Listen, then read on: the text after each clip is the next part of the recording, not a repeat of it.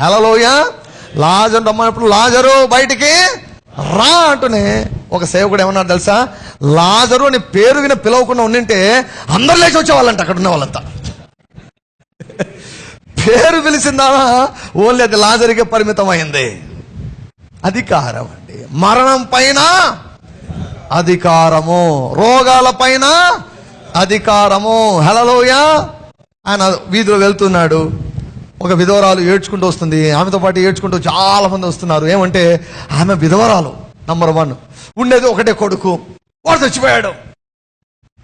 ఎంత బాధ చూడండి. ప్రభు పాడని మొట్టాడు, లేపాడు, ఆ కుమ్మని మళ్ళా తల్లికి ఇచ్చాడు. అంటే ఆయన అధికారాన్ని దేని మీద ప్రయోగించాడు?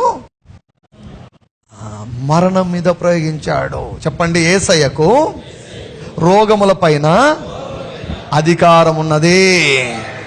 యేసయ్యకు దురాత్మల పైన అధికారం ఉన్నది. యేసయ్యకు మరణము పైన అధికారం ఉన్నది. నేను చిన్న యేసయ్యను, నా కూడా రోగముల పైన అధికారం ఉన్నది. నేను చిన్న యేసయ్యను, నా కూడా ప్రతి దయ్యం పైన అధికారం ఉన్నది. నేను చిన్న యేసయ్యను, నాకు కూడా మరణము పైన అధికారం ఉన్నది. హల్లెలూయా. ఈ విశ్వాసాన్ని పొందుకుంటే ఎవరైనా చనిపోయిన యేసునామములో రా అంటే వాళ్ళు లేస్తారు. స్మిత్ విగిల్స్వర్త్ అని గొప్ప దైవజనుడు ఇటువంటి విశ్వాసాన్ని పొందుకున్నాడు. చచ్చిపోయినవన్నీ 14 మంది లేపాడంట. ఏంటి? తనకి ఇవ్వబడిన అధికారం గురించి తెలుసుకున్నాడు, అధికారాన్ని ఉపయోగించాడు, చచ్చిపోయిన వాళ్ళు లేపాడు. ఓసారి వాళ్ళ భార్య చనిపోయిందంట అండి. చనిపోతున్నా చూశాడంట. భార్యను చూసి యేసు నామములో రా బయటికి అంటూనే కళ్ళు తెరిచింది. వెంటనే దేవుడు అంటున్నాడు, దయచేసి పంపించు, నా టైం ఇది, ఆమెను పంపిస్తావా అన్నాడంట. పర్మిషన్ అడిగాడు దేవుడు. ఎందుకు? భూమిని ఎవరికి ఇచ్చాడు దేవుడు? నరులకు ఇచ్చాడు. అందుకే ఆయన తలుపు యొద్ద నిలుచుండి లోపలికి తీసుకొని రావచ్చు, రాడు, హుందాగా ప్రవర్తిస్తాడు దేవుడు. చాలా డిగ్నిటీ అండి, చాలా గౌరవం ఇస్తాడు మనకు చాలా గౌరవం ఇస్తాడు ఆయన. అందుకే చెప్పాను కదా, నిలబెట్టి కూడా మాట్లాడ్డా, ఆయన కూర్చుండబెట్టి మాట్లాడతాడు. రా కూర్చో మాట్లాడదాం అంటాడు. హల్లెలూయా. అంత విలువ ఇస్తాడు మనకు. స్మిత్ విగిల్స్వర్త్ గారు, ఓకే ప్రభువా, నిశ్చితమైంది, సరే ప్రభువా అని వదిలేశాడు అనమాట లాస్ట్ స్టేజ్లో. అంటే ఎంత అధికారం చూడండి. భూమి పైన నీవు ఏం చెప్తే అది జరుగుతుంది. హల్లెలూయా. సో మరణం పైన కూడా యేసయ్యకి అధికారం ఇవ్వబడినది. యేసయ్యకి ఇవ్వబడిందంటే యేసయ్య ఏం చేశాడు? పరలోకమందును భూమి పైన నాకు సర్వాధికారం ఇవ్వబడినది, ఆ అధికారాన్ని మీకు ఇచ్చాను అన్నాడు. హల్లెలూయా. అంటే యేసయ్యకు ఒక దానిపైన అధికారం ఉందంటే మనకు కూడా ఉన్నట్లే. అది యేసయ్యకు లొంగిందంటే మనకు కూడా లొంగుతుంది. ఎందుకంటే యేసయ్య వేరు, మనం వేరు కాదు. యేసయ్య మనం ఒకటే, ఆయన శిరస్సు, మనము శరీరము. వేరు కాదు, అసిస్టెంట్లం కాదు, డిప్యూటీ కలెక్టర్లు కాదు, మనము డిప్యూటీ జీసస్లు కాదు, మనము జీససే. Hallelujah. Know who you are. నీవు ఎవరో తెలుసుకో, క్రీస్తునందు నువ్వు ఏమిటో తెలుసుకో, క్రీస్తునందు నీకు ఎంత అధికారం ఉందో తెలుసుకో. తెలుసుకుంటే, అది తెలుసుకోకూడదనే సాతాను మనసులకు గ్రుడ్డితనం కలగజేసి మనుషులను తలదించుకొని సిగ్గుపడే విధంగా జీవించినట్లు వాడు చేస్తున్నాడు. నీ హక్కు ఏమిటో తెలుసుకో, నీ అధికారం ఏమిటో తెలుసుకో. మరణం పైన యేసయ్యకు అధికారము ఇవ్వబడినది. యోహాను సువార్త 19వ అధ్యాయము 9వ వచనం. ఇది పిలాతుకు యేసయ్యకు మధ్య జరిగినటువంటి సంభాషణ. నీవు ఎక్కడి నుంచి వచ్చితివని యేసును అడిగాను. అయితే యేసు అతనికి ఏ ఉత్తరమును ఇయ్యలేదు. గనుక పిలాతు, నాతో మాట్లాడవా? నిన్ను విడుదల చేయుటకు నాకు అధికారము కలదు. ఏం మాట్లాడుతున్నాడు ఇక్కడ పిలాతు? అధికారం గురించి మాట్లాడుతున్నాడు. నేను ఎవరు అనుకుంటున్నావు? నిన్ను విడిపించాలంటే నాకు అధికారం ఉంది, నిన్ను సిలువ వేయుటకు నాకు అధికారం గలదనియు నీవెరుగవా అని ఆయనతో అనెను. 11వ వచనం. అందుకు యేసు, పై నుండి నీకు ఇయ్యబడి ఉంటేనే తప్ప నా మీద నీకు ఏ అధికారము ఉండదు. హల్లెలూయా.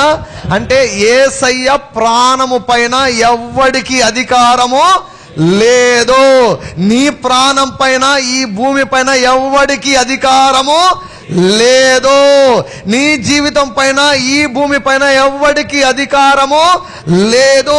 నీ ఆయుష్ పైన ఈ భూమి పైన ఎవ్వడికి అధికారము లేదు. నీ ఆయుష్ పైన అధికారము నీకే ఇవ్వబడి ఉన్నది.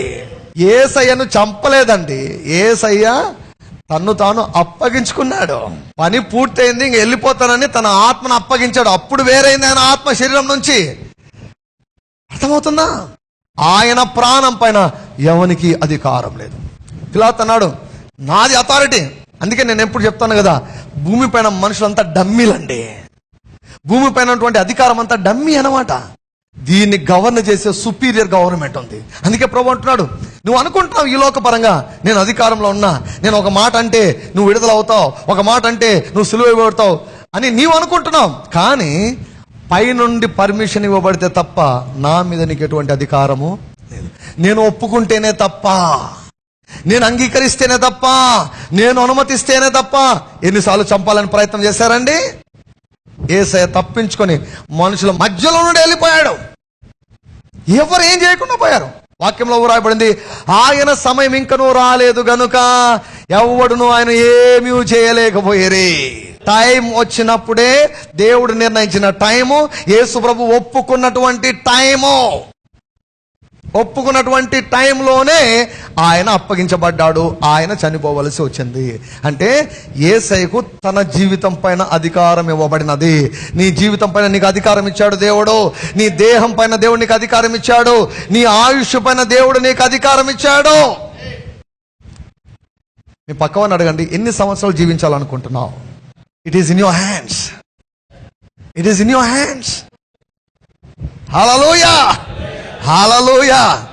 నాకైతే తొందర లేదండి ప్రభువా, నువ్వేంటో చూపించాలయ్యా, నువ్వేంటో చూపించాలి. నాకు ఎక్కువ ఆయుష్ కావాలి, నాకు ఎక్కువ ఆయుష్ కావాలి. 120 కొట్టాలి, సెంచరీ కొట్టాలి, నేను సెంచరీ కొట్టాలయ్యా, సెంచరీ కొట్టాలి. నా ప్రాణం పైన ఎవ్వరికి అధికారం లేదు, నాకే అధికారం ఉంది. హల్లెలూయా. ఏ దయ్యానికి అధికారం లేదు. నన్ను చంపే అధికారం ఏ మనిషికి లేదు, ఏ దయ్యానికి లేదు. అదే యేసయ్య అంటున్నాడు. How Jesus lived. యేసు ప్రభు ఏ రీతిగా జీవించాడు, ఎంత అధికారంతో జీవించాడు, ప్రాణభయంతో జీవించాడు యేసయ్య. ఎక్కడైనా వణుకుందా? ఎక్కడైనా భయం ఉందా? ఎక్కడైనా ఆందోళన ఉందా? ఎక్కడైనా చింత ఉందా? ఎక్కడైనా ఒత్తిడి ఉందా? పేతురు, ఈరోజు జ్వరం వచ్చింది, నువ్వు పోయి వాక్యం చెప్పు అని అడుగున్నాడు ఎప్పుడన్నా? సిలువ దగ్గరికి వచ్చేంత వరకు తలనొప్పి కూడా రాలేదు యేసయ్యకి, తలనొప్పి కూడా రాలేదు యేసయ్యకి. హల్లెలూయా. ఆ ప్రవక్తకు జబ్బు ఉంది కదా, నువ్వు ప్రవక్తను వెంబడించు, నేను మాత్రం యేసయ్యనే వెంబడిస్తా. ఎలీషాకు జబ్బు వచ్చింది కదా, నువ్వు ఎలీషాను వెంబడించు, యేసయ్యకి అయితే జబ్బు రాలేదు, నాకు యేసయ్య కావాలి. హల్లెలూయా. నాకు ఆశీర్వాదం కావాలి.